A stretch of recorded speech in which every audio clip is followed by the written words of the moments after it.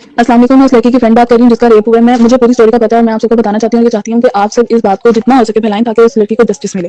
واقعہ کچھ اس طرح کا کہ فرائیڈے والے دن اس لڑکی کو گارڈ انکل نے بلایا اور اس گارڈ کا نام اون تھا. وہ 3rd فلور کا گارڈ ہے. اس نے بلایا کہ آپ کا فی کا کوئی ایشو ہے تو آپ آ کے بیسمنٹ میں ملے. وہ لڑکی فرائیڈے والے دن بھول گئی. سیٹرڈے والے دن بار بار اس کو کالز کر کے بلایا گیا. یہ بریک ٹائم کا واقعہ ہے. اس کو بلایا گیا اور وہ ہمیں کہہ کے گئی کہ میں آ رہی ہوں, فی کا کوئی ایشو ہے. دین اس کے بعد وہ چلی گئی اور اس کے بعد سے وہ ہمیں نہیں ملی اور نہ ہی وہ کلاس میں آئی. ہمیں لگا کہ شاید وہ گھر چلی گئی ہے. چھٹی ٹائم ہم باہر گئے تو وہاں بیسمنٹ کے کیمراز کو توڑا جا رہا تھا اور ہم نے باقاعدہ ویڈیو بنائی ہے, لیکن انفارچونیٹلی ہم اس کو سوشل میڈیا پہ نہیں چلا سکے کیونکہ ہماری پرنسپل صاحبہ نے ہم سے ڈیلیٹ کروا دیا اور ہمارے فون توڑ دیے باقاعدہ. ہماری پرنسپل نے ہمیں تھریٹ کیا کالز کر کے ہمارے پیرنٹس کو کہ آپ کی بچی نے اس طرح کی کوئی بھی بات پھیلائی تو اس کو سسپینڈ کر دیا جائے گا یا پھر اس کو مار دیا جائے گا. اور ہماری ٹیچرس نے ہمیں یہ کہا کہ یہ فالس نیوز ہے, فیک نیوز ہے, مس انفارمیشن, اس طرح کی کوئی بھی بات نہیں ہوئی. اور اس کے بعد فوراً ان کی اسٹیٹمنٹ چینج ہو گئی اور اس کے کریکٹر بھی بات کی انہوں نے کہ وہ لڑکی ہی غلط ہوگی, اس طرح کی کوئی بھی بات نہیں ہے, ہمارے گارڈ ایسے نہیں ہے, یہ وہ. اس گارڈ آن کے ساتھ 3-4 گارڈ اور بھی انوالو تھے جو کہ گیٹ کے تھے. ان سب نے مل کر اس بات کو چھپایا, اس بات کو دبایا, وہ بھی پرنسپل کے آرڈرز پر.